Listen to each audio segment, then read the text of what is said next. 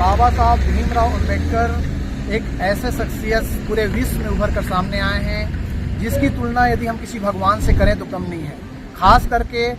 पसमानदा वर्ग के लिए, दलित शोषित वर्ग के लिए उनके माता पिता के बाद यदि कोई भगवान का स्वरूप है तो बाबा साहब अम्बेडकर हैं। और बाबा साहब अम्बेडकर की जयंती जो है ये इस तरह से आज पूरे देश में नहीं पूरे विदेशों में जहां पर भी उनके अनुयायी हैं वो पूरे धूमधाम से मना रहे हैं। उसका कारण ये है कि वो जिन विषम परिस्थिति से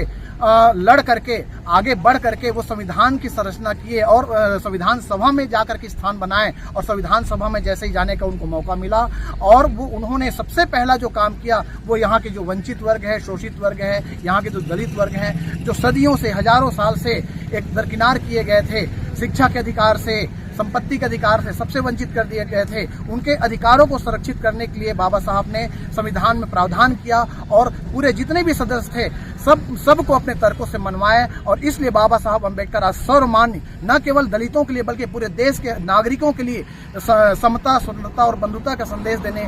वाले एक संविधान का एक सर्वमान्य संविधान की संरचना उन्होंने किया है। इसलिए हम उन्हें बाबा साहब को क्रांति सूर्य भी कहते हैं और ज्ञान सूर्य, प्रज्ञा सूर्य भी कहते हैं। और आज बाबा साहब की जयंती है, इसके लिए हम पूरे देशवासियों को, पूरे अनुसूचित जाति, जनजाति, अन्य पिछड़ा वर्ग और धार्मिक अल्पसंख्यक वर्ग के लोगों को, अधिकारी कर्मचारियों को हम बहुत बहुत शुभकामनाएं और बधाई देते हैं। और इस तरह से बाबा साहब अम्बेडकर की जयंती वो न केवल एक जगह उपस्थित होकर के कहीं पर संगठन के माध्यम से बल्कि अपने घरों में भी, अपने परिवार में भी जा करके इस जयंती को मनाएं। मैं यही अपील करना चाहूँगा।